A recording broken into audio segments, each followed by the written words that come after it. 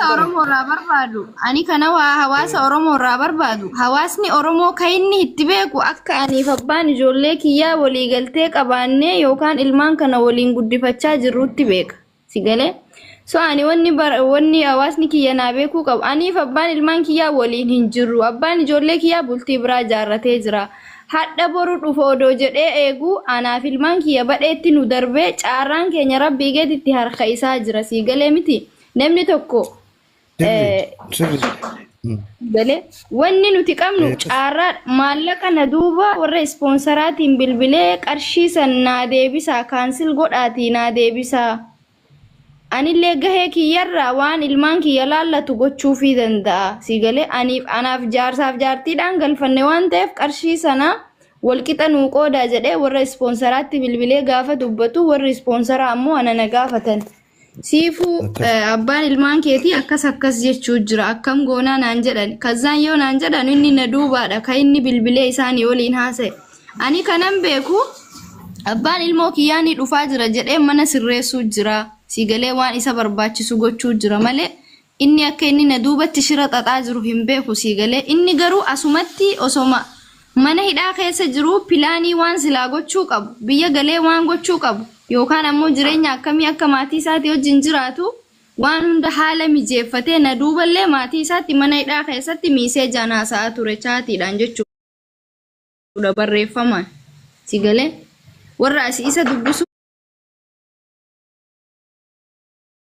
deemanutti barreeffama kennaa ture waraqaa jechuudha angaruu homaa wanni an beeku hin jiru.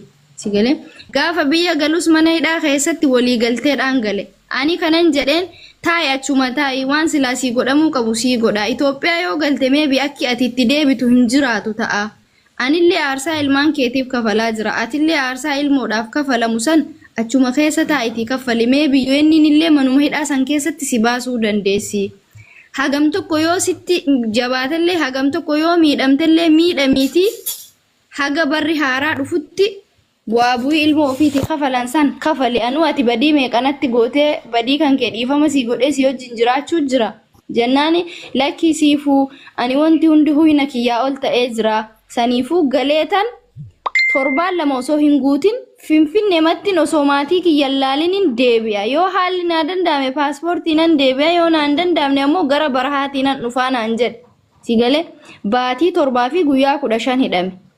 Haya jedhee akkuma nama tokko waan hunda sirreessee fi meebi akka tasaa yeroo airport irratti dhuftuu yoo akka tasaa qabame jedhee gasiimaa kiyyaa fi waraqaa ilmaan kiyyaa ani shira hinni natti xaxe san hin beeku yoo akka tasaa airport irratti qabame ilmaan kiyya biraan ilmaan kiyyan dubbisuu dhufe jedhutti isinii galee akka nama ziyaaraa biyya Itoophiyaa fi as keessa deemaa jirutti jedhee waraqaa kooppii godhee Original isaa koppii originalaa godhee jechuudha waan hunda isaa waraqaa isaa hunda isaatu sirreessee fi shaanxaa isaati hojii airportii deemee geggeessee ega inni biyya galeellee maallaqa inni ittiin baafatu ergee fi jechuudha gara qarshii Itoophiyaa 400 fuudhii jechuudha. Imimaan kan sirraa cufaati yookaan komantii cufi imimaan taap dhiisaniiti imimaadina wanta godhu jiraniiti.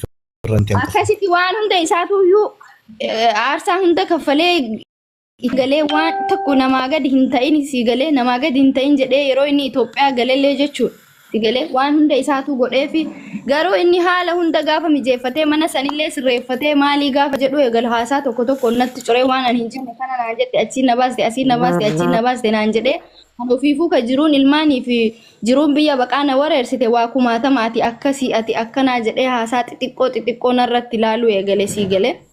Akkasitti dhumarra ofiinillee naannaa Saawuditee kalaasan dhufaa hin jiru an dubartii akka keetii hin barbaadu ati bultiidhaan naan taatu maatiin kiyyallee sin fedhanu wama akkasii osoo haasa'u bakka manguddoo biyya kanaatti illee himadhee dhumarra yeroo dubbinuu hina kiyyaa ol ta'u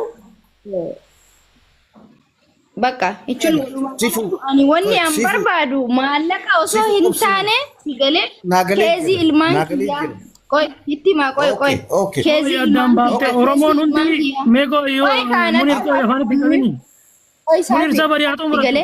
Warra ispoonsaraa si galee na duuba bilbilee warra ispoonsaraatiin anatti osoo nattiin himin warra ispoonsaraatiin bilbilee maallaqa sannaa deebisaa jedhe gaafa isaan na gaafatan lakki an quba hin qabu jedhe maallaqa kana ammoo anatu gashe anaa fi wanni isin beekuu qabda anaa fi Mubaarak Musammaatii fi Maarqos Taasisaa fi Big Board sinii galee nutu galche malee namni tokkoyyuu quban qabu waan maallaqa kana.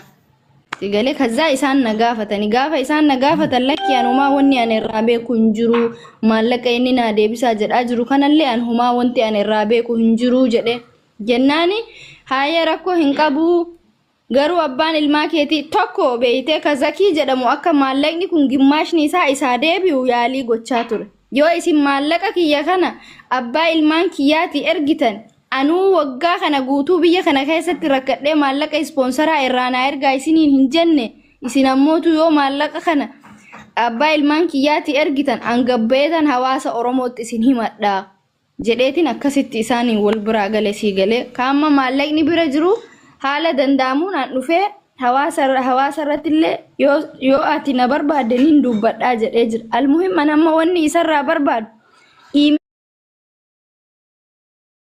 emailii na dhowwatee jira sii galee yeroo ispoonsarri nuu deebi'u emailii sanirra dhufa waan ta'eef inni waan san balleessuu danda'a waan ta'eef hawaasni Oromoo wanni naa gochuu qabu an dhimma fuudha isaa eraasuu guddaa eno garuu wanti isin naa gochuu qabdu emailii sana harkaa naa fuutanii akkamitti akkan ani ijoollee kiyya kana wajjin biyya kanaa bahee jireenyi ilmaan kiyyaaf jireenyi kiyya tartiiba naa godhamu malee ani maallaqa gargaarsa maallaqaa wama takkallee wanti an barbaadu hin jiru dhimma ilmaan kiyyaa qofadha kanan barbaadu.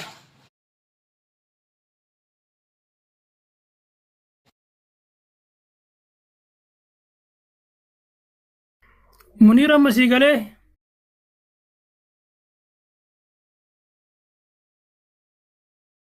yaani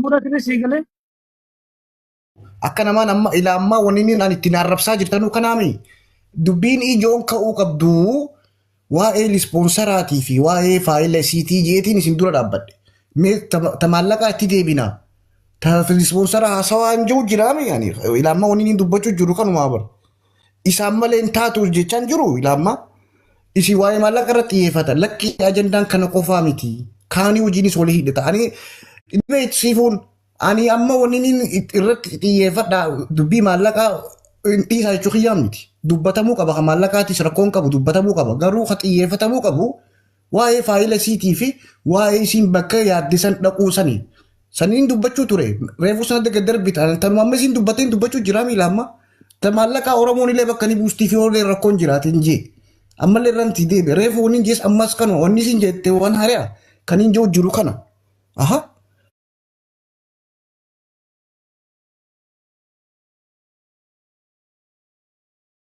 Isin garuu jalaa isin arrabsaa turtan as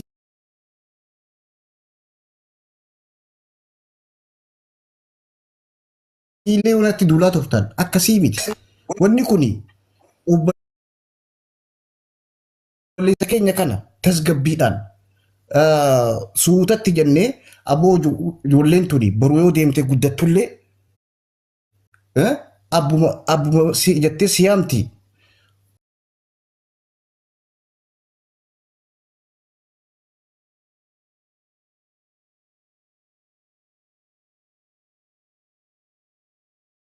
Gartee uf jidduu teessisee hayyoonni keenya kabaale gaafa sana gartee gabbayanii deebisuu danda'u. Deebii isiin adda gaafatu tokko illee hin jiru. Kun deebii Oromooti. Kun gaafii Oromooti. Gaafii Oromoon hundi gabbayee gaafatuu danda'uu qabaadha. Siigalee inni keenya kanaadha. Muciyyoo tana sirraa'uu dhabuu danda'a yoo Oromoon sagalee hin taaneef yoo gurbaan mataa jabaatee jallate. Oromoon hundi gabbaatee hawaasni baalee guutuun nu arguu qabaadha. Deebiin keenya deebuu qabaadha. Okay, wanni dubbannuuf waan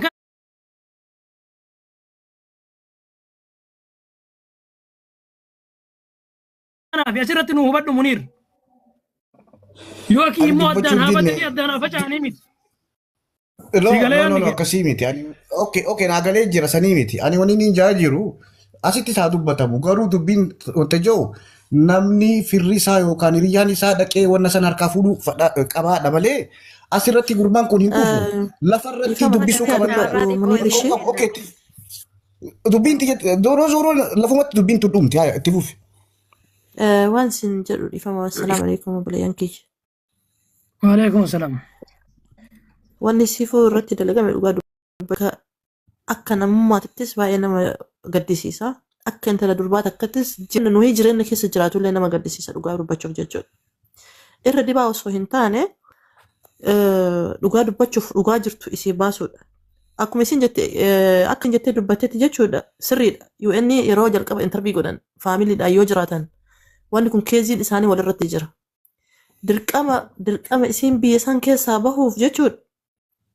Isaa kanaas waamanii har'a boru osoo hin jedhin sa'aatii osoo ittiin kennin isiillee mucattii tanallee mucattii daa'ima isiin iyyuu daa'ima nama arguuf jechuudha. Nama mataa qabaatee nama arguuf isiin namaan isii daa'ima biyya namaa keessa jirti sanirraan biyya namaa biyya kam akka keessa jirtu waliin beekna hundi keessan waan baay'ee nama gaddisiisu.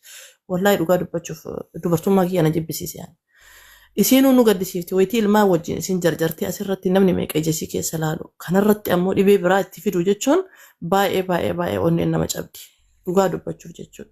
Badhaami onneen nu cabdee jirti yaani gara kiyyaan wallaahi waan dubbadhu wallaalee wannan jechuu barbaadu tokko jiraate iimeela isin jettu amaanaa isinirra kaayatte waan biraa dubbii babal'isuu osoo hin ta'in amaanaa isin jalqaba isinirra kaayatte kana irraa fuudhaafi amaana dursa waan taateef jechuudha. Waan isii fayyadu waan beektuuf isiin hin beekti amma waan nu irraa dubbannu caalaa isiin hin beekti waan isii fayyadu. Waan isii fayyadu kana irraa fuudhaaf bilis as waamaatii gizee ittiin kennina mataa isiis hin cabsina yoo waan jechuudha. Ka mallaqaa booddeetti isinii galee ilmaan tana haga yoo mititti biyya namaa san keessatti akka guddifachuu hin dandeenye hin beekti isin. Unkaan isii miti ani biyya faranjii jira. Biyya faranjii jiru kana keessatti keeziin kiyyaa fi keeziin abbaa manaa kiyyaa fi keeziin ilmaan kiyyaa wal qabata. Isinii galee. Kanaafuu hin miidhamti miidhama isin miidhamte san bahuuf waan isin gaafatte irraa fuudhaafi. Ka fuudha isaa wal hin dagaggafina obboleeyyan kiyya. Ilmoo dubartii qabaa ilmoo dhiiraa qabaa rakkinna waan bilginnaadha malee kun jechuudha dhugaa isinitti himaa bilginnaadha malee namummaa hanqina namummaa dhabuudha malee wanni dhabee inni biyya baqaa biyya cinqii san keessatti cinqii isii irra dabaleef tokko hin jiru. Yoo ijoollee taate har'a waggaa meeqa kun asirra argaa jirra Oromoo bira dhaabatee Oromoo wajjin jiraatee boohee boochisee wajjin guddisaa jira. Namni gifiillee haa sodaannu obboleeyyan kiyya. Dubartiin maanuu wallaahi dubartummaan na jibbisiisan dubartiin siifuu asirra argaa dhayixee jaarsisiisanii heerumtu dhugaa baalagee gadiiti ishee.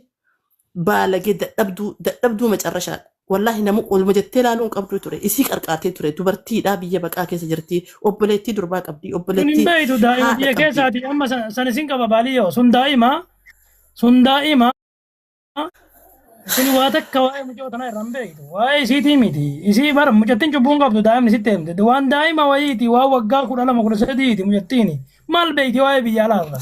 Sirriidha yoo waan ijoollee biyyaa taate sirriidha wanni isin beektu hin jiru yoo miidiyaan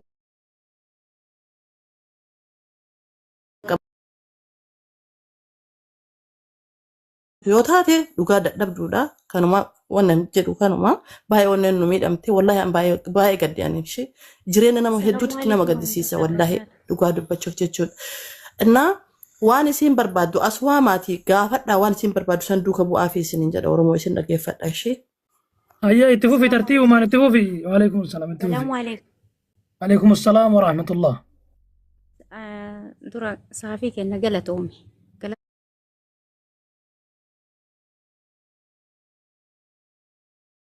Galata guddaa qabdaati. Maaliif jennaa hamileenuu ta'uuf galata guddaa qabda obboleessa kiyya Rabbiin addunyaa akhiraa haa milkeessu. Maaliif jennaani siifuu jechuun shamarran hundaati jechuudha. Hedduu hamileen nu cabe baay'ee tokko garuu nu galatooma bira dhaabachuuf keessaniif garuu wanti mucattii tanarra deeme wallaahi hedduu takka lafee nu cabse warri dhageettii qabdan hundi keessanu mucayyoo tana waan bira dhaabattaniif akkasuma galatooma garuu waan nutti dhagahame wanti ani keessattuu dubartiin tana shamarran mana madaamii jirtan gabbayaarra wajjadha viidiyoo isii akka viidiyoo isii jechuudha baalaariin isaa ol ka'ee dhageettii argattutti maaliif jennaan miidhaan mucayyoo tanaa miidhaa keessan asumaa warri dhiiraallee jechuudha garuu hundi wal fakkaateetii miti garuu gosti sun eenyullee gosa kamuu gosa hin beekne hin jiru jechuudha gosa ofii namni hundi gosa beeka garuu gosti sun gadi bahee jechuudha haa dhagahu namni miidiyaa kana hordofne hin jiru obboleeyyan tiyya obboleettii qabdan haadha qabdan wallahi nutti dhaga'amu mucattii tana wallahi yoo isiin akkasitti dubbattu san ilmoo tana arga yoo isiin itti dabde ilmoo tana argu ilmoon tun uummata addunyaa kana muluu hoogganuu dandeetti ilmoon tun yookaan isii ka biyya bulchuu danda'a ilmoon tun kanaaf obboleeyyan teessinitti illee dheeressuun